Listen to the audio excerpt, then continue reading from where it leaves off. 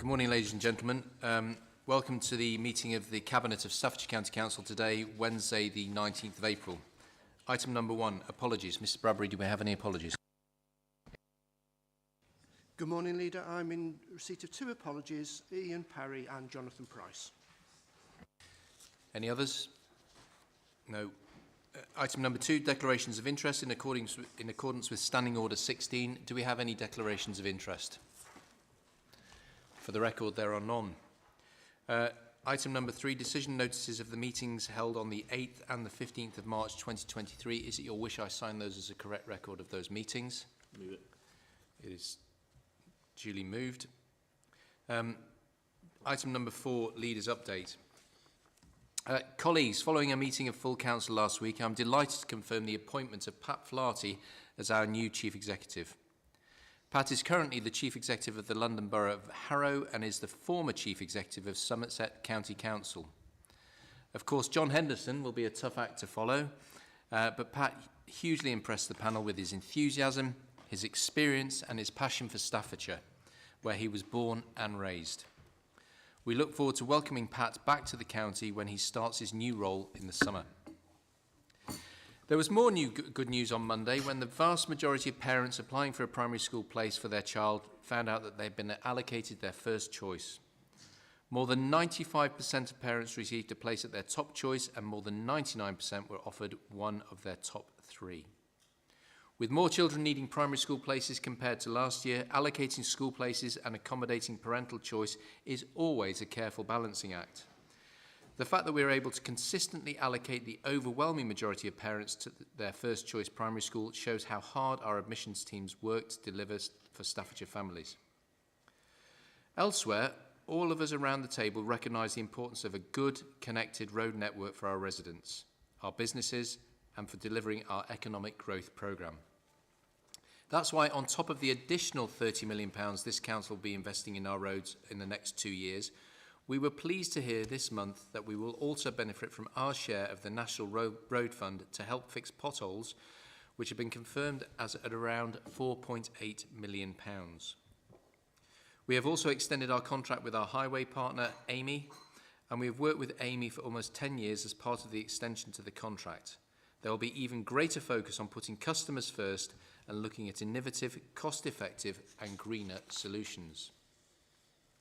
Staying with the greener theme, Saturday, April the 22nd marks Earth Day, a global event to raise awareness about the environment. Together with our fellow district and borough councils, this council remains committed to leading by example with our efforts to tackle climate change, with the Staffordshire Sustainability Board marking its first anniversary recently, and thank you to Councillor Tagg for all your work on that. We're also delighted to be named as a finalist in the prestigious MJ Awards for our innovative approach to delivering sustainability.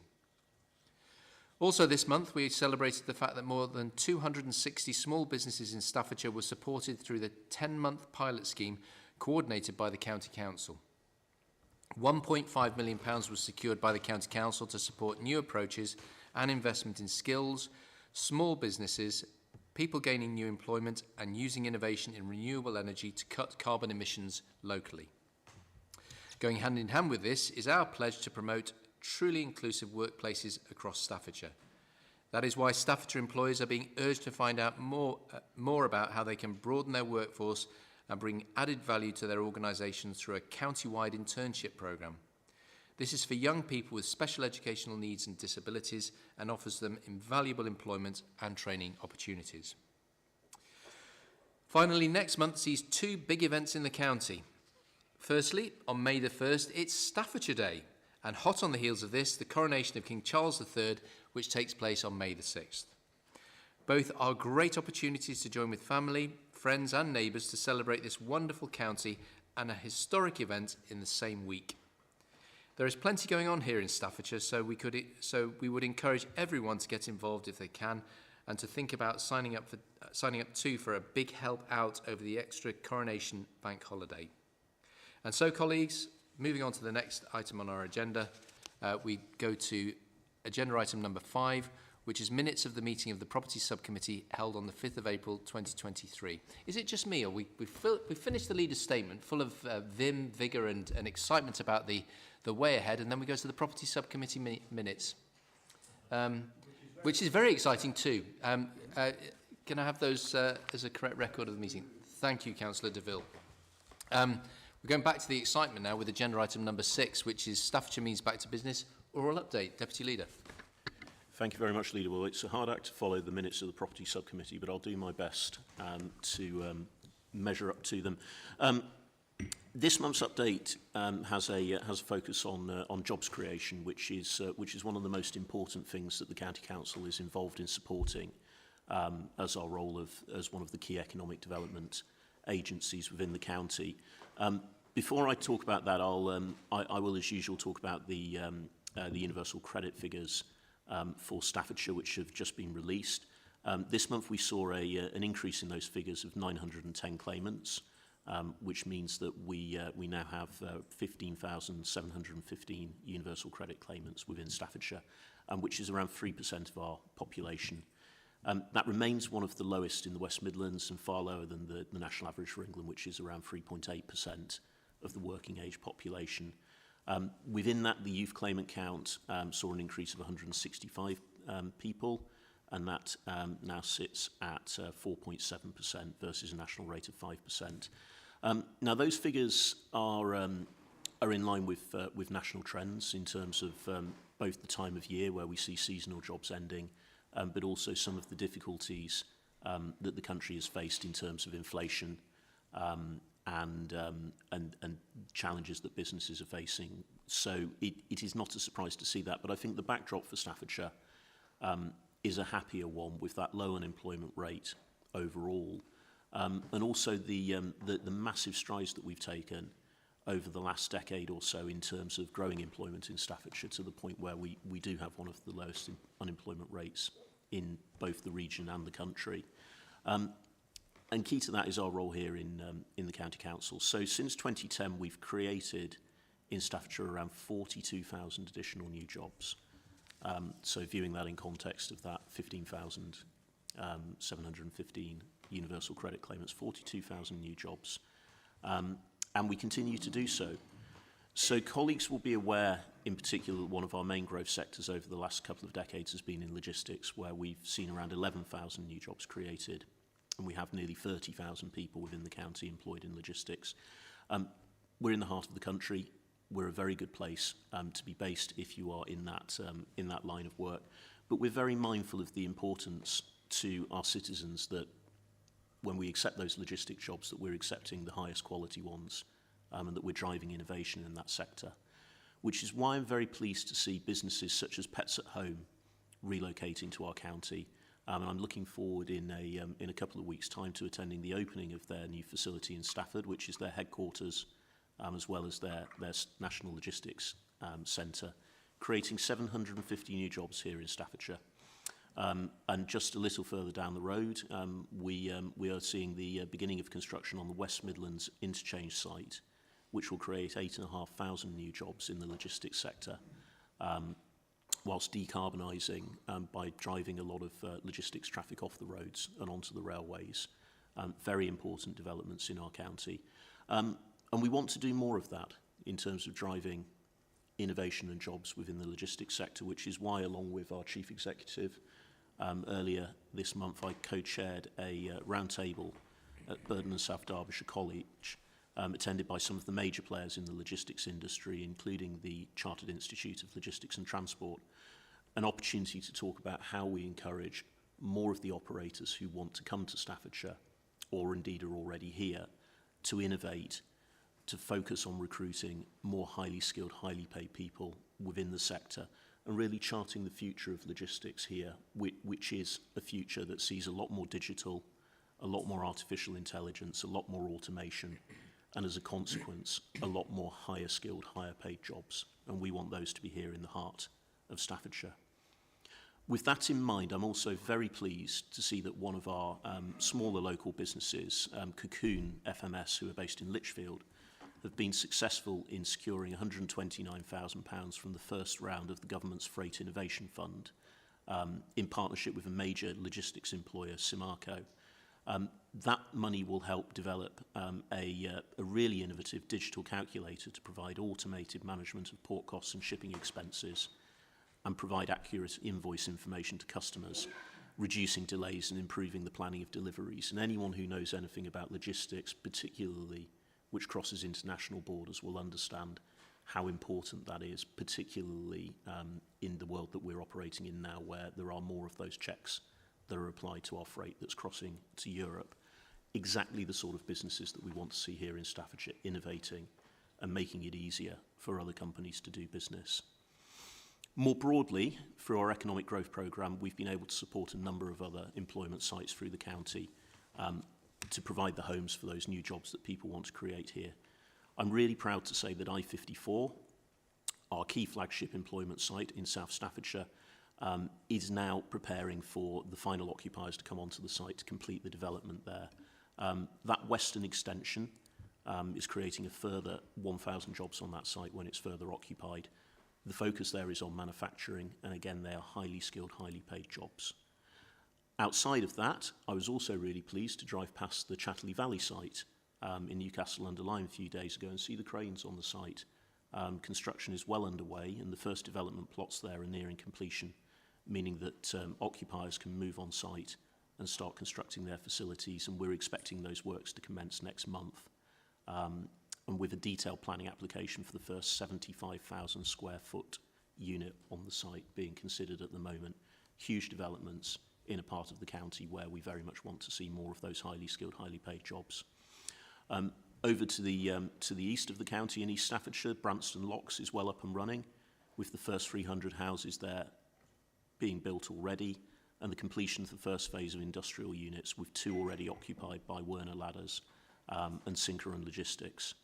And on a slightly smaller but equally important scale, I'd just like to update you on Shire Hall, our premises here in Stafford, a few metres from where we're sat right now, aimed at small and medium-sized businesses.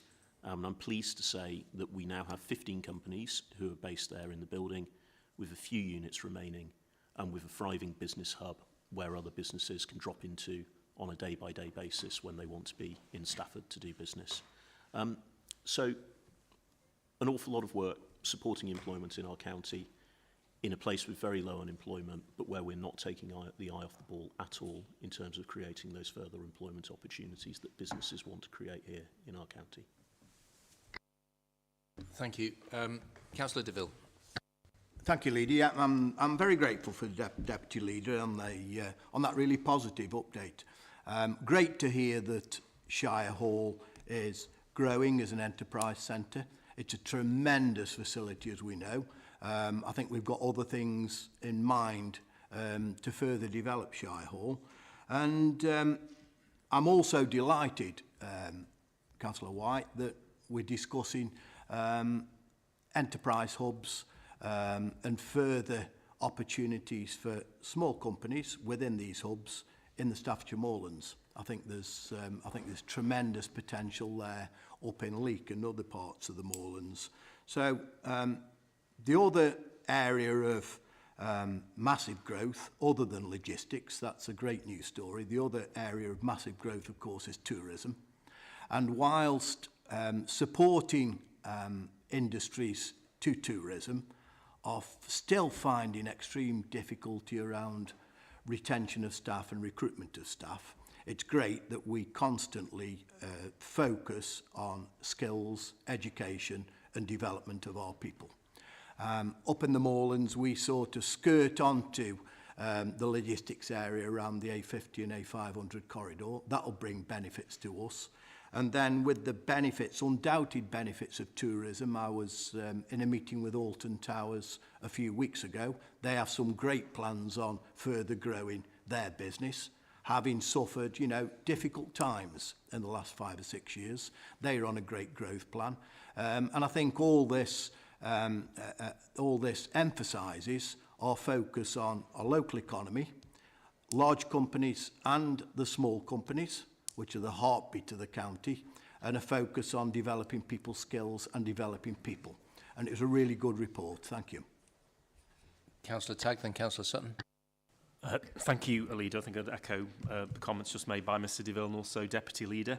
I think it's really key when we look at this latest claimant count that we are seeing an uptick, and I think after what this country and the entire world's been through over the past few years with the pandemic, with the war in Ukraine and the rising costs, we're seeing a contraction probably across the world. But for us, we're in a pretty good situation. I think, as the Deputy Leader said, all the things that are going on in the county to help us to create jobs and create better jobs is setting us in a good path. And we see other places in Europe across the EU where unemployment is a lot higher, and particularly youth unemployment is a lot higher. And it's something which has been a bit of a minor miracle in this country that we've avoided that.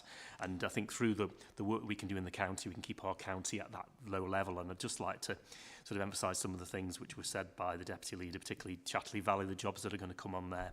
And also, I think, a report from Hatch this week reported on the contribution that Keele University makes to the North Staffordshire economy. £345 million annually it pumps into the North Staffordshire economy. And in Newcastle particularly, 175 businesses are in the supply chain and service providers to Keele University. That's local jobs. And then 2/5 of the university's workforce actually lives within the borough. So you can see that's that economic educational powerhouse in the north of the county, and I think it's really good that that report has come out and it shows the impact and a growing impact that the university is going to make as the science park grows with extra and good jobs. I think we do our bit to support the university and work with them as a county with IC7 and all of that that's coming online on the business park. Also, we have obviously our town deal money and future high street funds money, which is really key across the county to delivering jobs and reinvigorating our town centres. And we've got the Rycroft site in Newcastle, which I think we should all be working in a direction there to bring in those extra couple of hundred jobs that site will bring forward. And I look forward to working with the county on that going forward, and also on the wider town deal in the borough as well, because there's a lot of chances there to improve people's job opportunities, improve their skills, and improve housing there, which could only help the borough that I represent to close that gap and become the sort of the powerhouse it needs to be, like our university is. So I think it's all good news if you look behind the figures, and I think we're in a brilliant position to improve things as the economy starts to grow again. I think inflation is beginning to tick down now, and I think we're going to see come out of the post-COVID problems and also settle down following the Ukraine upset as well on the energy costs and the costs of living. Hopefully we can get some stability, and the county can power forward, as the Deputy Leader has pointed out. Thank you, Councillor. I saw those. Just do your microphone. I saw those figures on Keele University. They were truly astonishing. One does wonder what proportion of that is beer being spent by students down in Newcastle underlying centre. Councillor Sutton. Yeah, I think, thank you for that, Deputy Leader. Some really promising news going forward for Staffordshire. Just wanted to highlight one thing in particular that was mentioned, and that was the I-54, which I think really shows how local authorities across the board can deliver when they work together, not just with the extension, but with the whole project. And I really just wanted to highlight how the development has done, the extension has been done with real minimum disruption to local residents. Thank you, Leader. Thanks for the comments. And it always when I'm writing these updates, it's always a question of which bits of what we do you include and what do you leave out. And I think that the comments illustrate the breadth of the activities that we undertake, and also what's going on with businesses and other partners such as our universities in the county. We are an incredibly industrious place, and we can be really proud of the opportunities that we provide for our people to lead good lives through the excellent jobs that are created here. Just a couple of brief points on the enterprise centres. Yes, we are keen to look at where there is unmet demand. We always have quite a strict approach with our enterprise centres, which is that we won't impinge on the private sector, but where there are people who want to do business and need premises for it, and the market isn't providing those, we're very interested in. The Moorlands perhaps represents one of those areas where there are businesses that would benefit from that. And just on the tourism economy, we talked about this last month, and I may come on to it next month a little again, but I did just want to say I was supporting the tourism economy of the Moorlands over Easter with a trip to Biddulph Grange, and also I'm pleased to say a very good day at Alton Towers. which has lost none of its terror. But it's a lot of fun, especially with a 10-year-old and a 12-year-old in tow. So, yeah, good part of the county to be enjoying yourself. Thank you. Thank you very much indeed. That now allows us to move on to agenda item number 7, the Staffordshire Better Care Fund 2022 to 2024, brought to you by the Cabinet Member for Health and Care, Councillor Jessel. Thank you very much, Leader. I should be fairly brief because this is a very similar report to previous years. As we all know, the Better Care Fund was set up to improve and integrate the interface between health and social care, in effect to give a better service to local people. It enables people to stay safe, stay well, and to be as independent as they possibly can. It's the adage of the right care in the right place at the right time.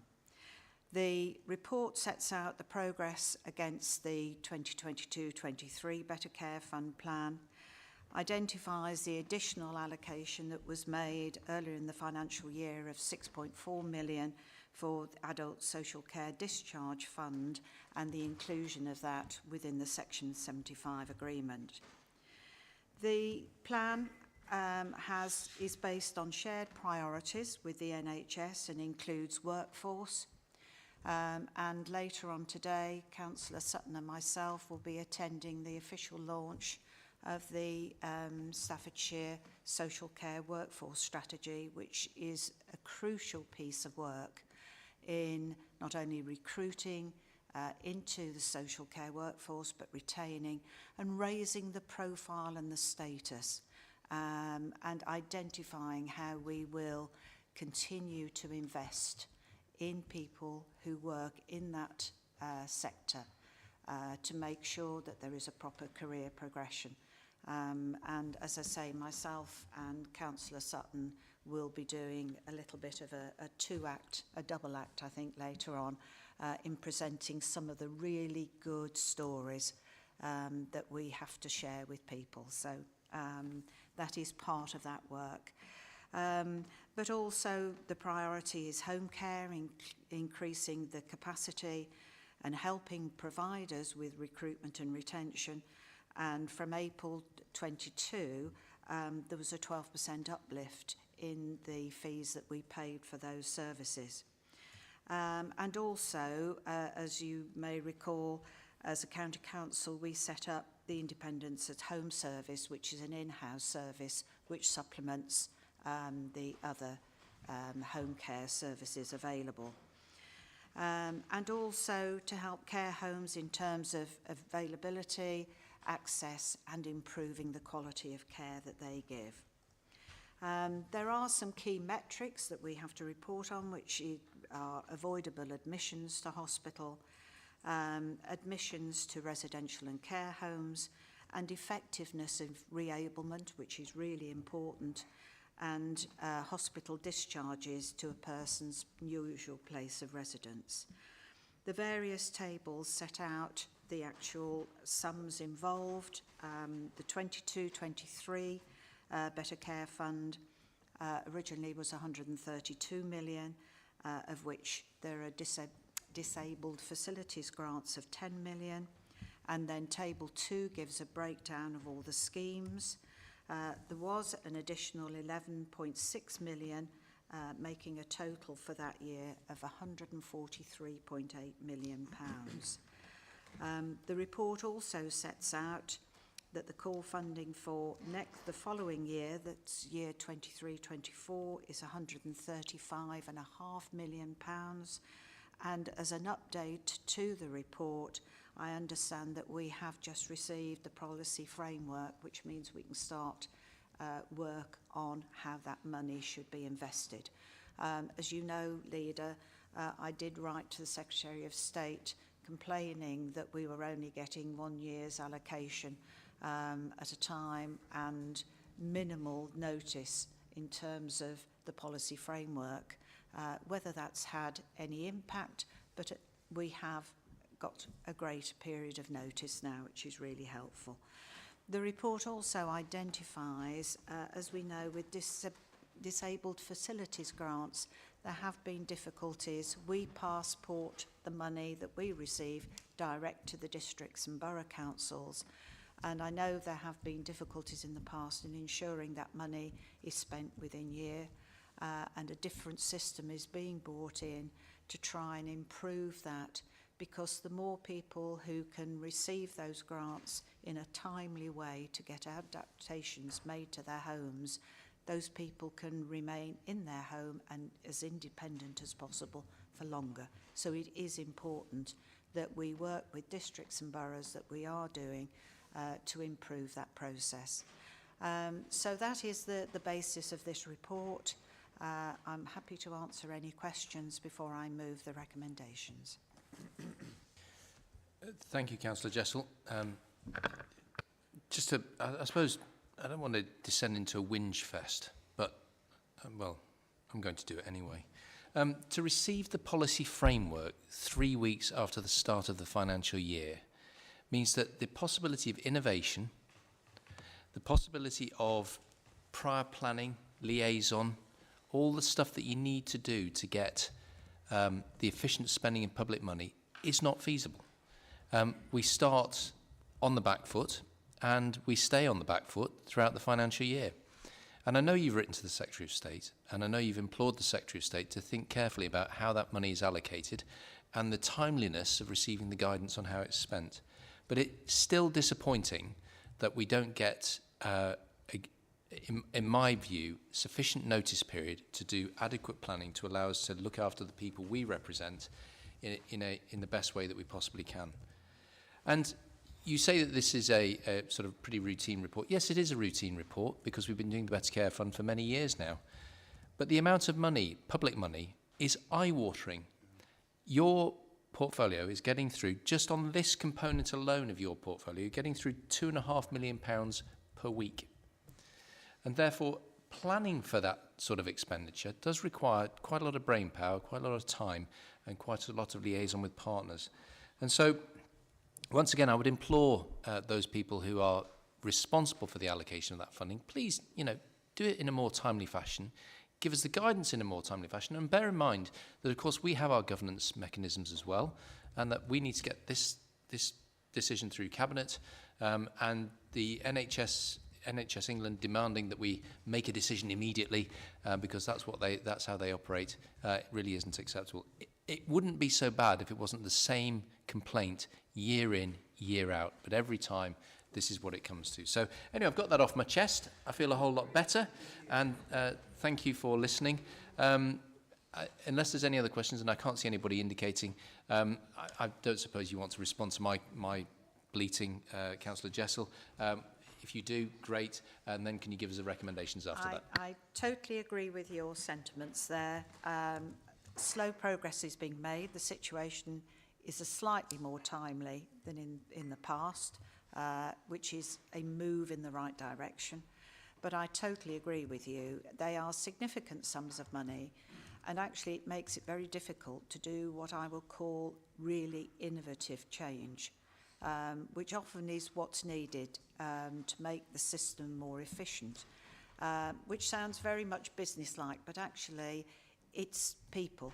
It's making sure that they get their care in hospital and they transition out it back into their home wherever possible with the support and reablement that they need to carry on and fulfill a happy and active, fulfilling life. So I totally agree with you.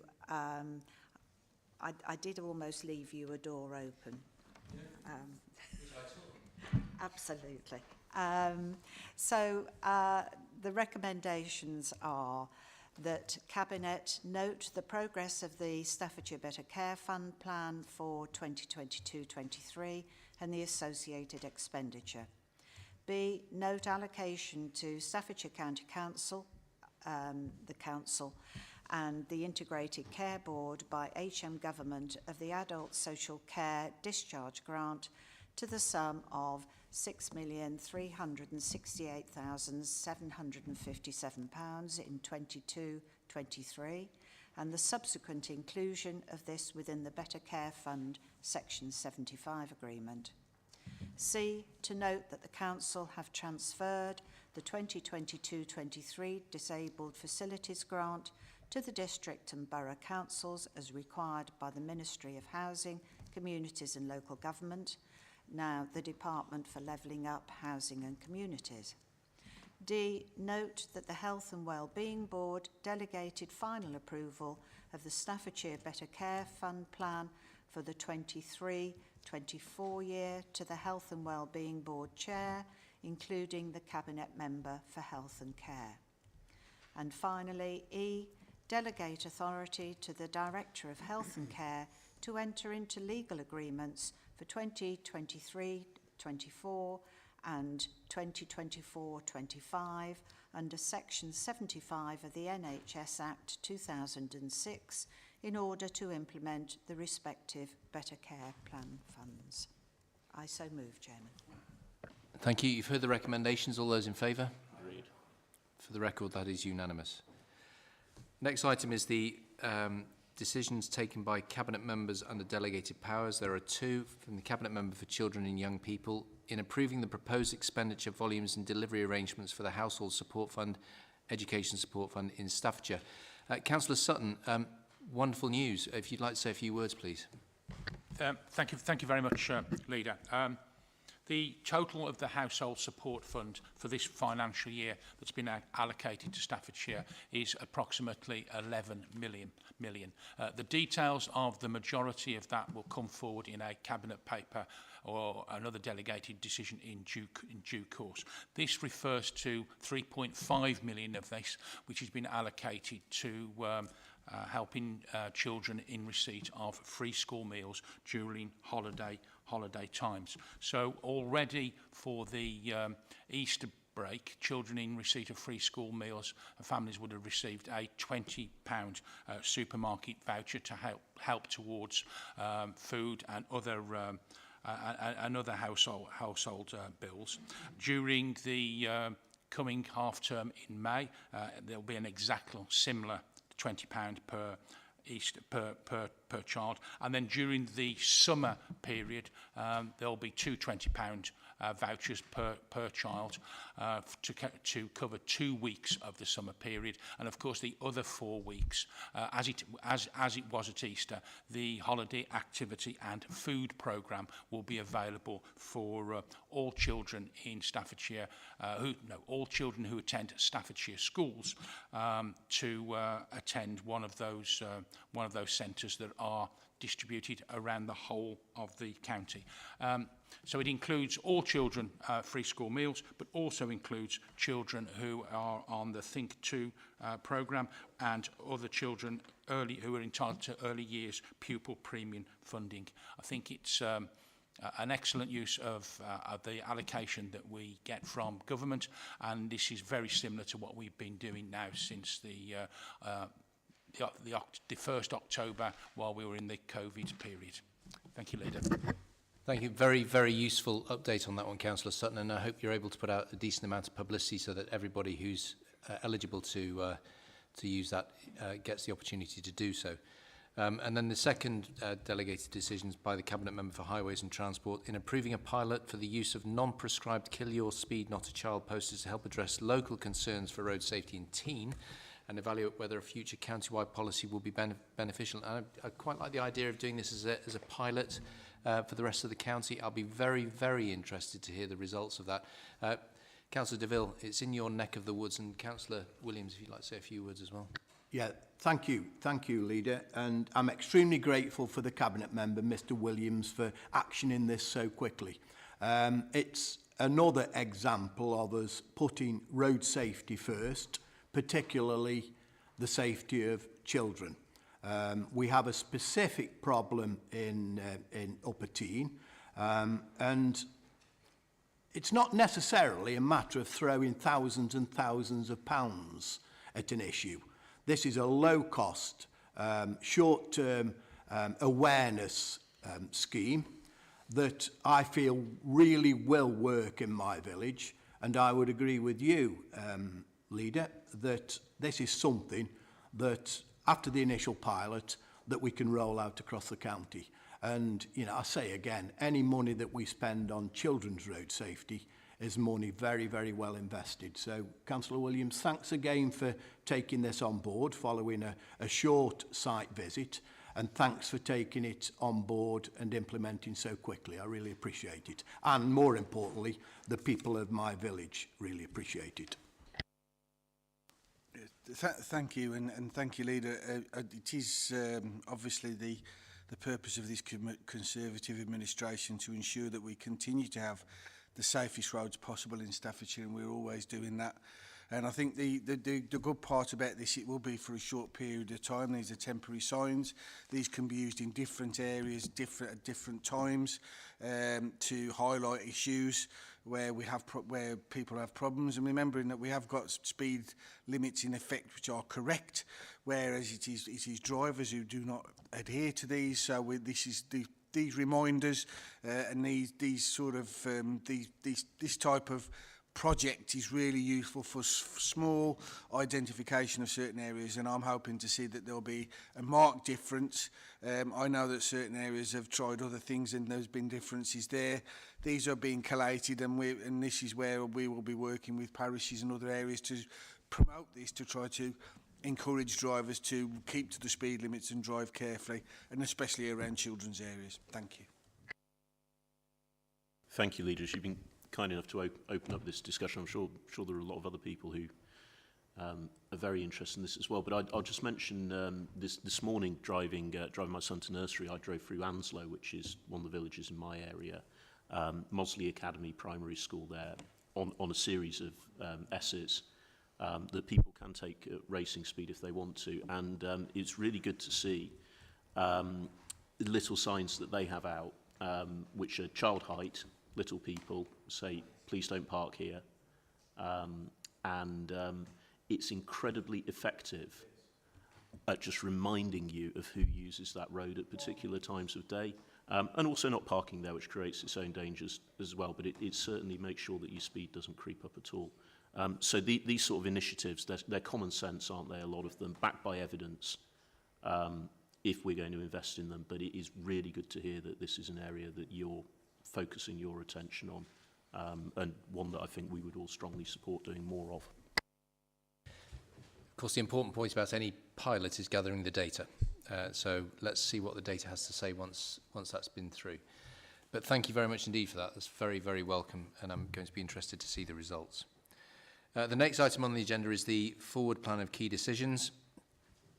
On the 17th of May in public, household waste recycling centres, consultation, feedback, policy changes, reuse and HWRC network improvements to date. Brought to you by Councillor Tagg. Wow, that's quite a mouthful, Councillor Tagg. Yeah. Perhaps make it more snappy. 21st of June, Integrated Performance Outturn Report 22-23, brought to you by Councillor Parry and myself. Again in June in public, Joint Coroner Service Legal Framework Financial Protocol, brought to you by Councillor Wilson. I hope this time round. It's been a long process, the Coroner's Service. Councillor Wilson. Yes, thank you. And I'm being told that we are on track, and hopefully, looking forward to sort of October this year, the implementation date will be in place. I just wanted to add something that isn't on here, and it's slightly going off on a tangent, but it's a good news story. For the last sort of 3 or 4 years, South Staffordshire hasn't had a registry service available, so everyone's had to go to Cannock. But I'm really pleased to announce that we're actually opening a registrar's office down in Wombourne in South Staffordshire. So that's really good news for people in South Staff who no longer have to travel all the way to Cannock. So I just wanted to add that little bit of good news. Thanks. I'm sure there was a tenuous link, but I can't quite see it. 21st of June in public, maintenance and minor work framework, brought to you by Councillor DeVille. Councillor DeVille, have you any tenuous links to bring us, or should we just plough on with the forward plan? I'll try and deviate from this subject, but why would it? It's so important. Again, Leader, two main areas of focus are A, to achieve very best value with all of the maintenance work that we have done, and equally as important is to encourage local businesses local builders, electricians, etc., to carry out this work, and the framework will certainly encourage that, and of course, as a result, further develop the local economy.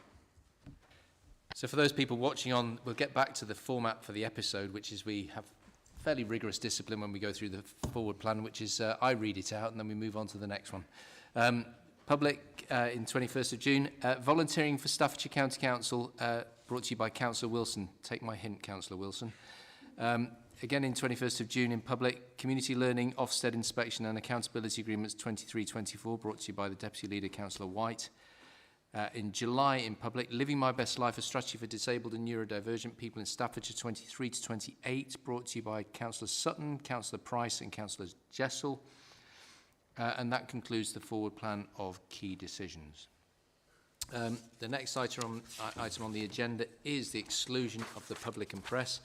I move that the public be excluded from the meeting for the following items of business, which involve the likely disclosure of exempt information as defined in the paragraphs of Part 1 of Schedule 12A as amended of Local Government Act 1972 indicated below.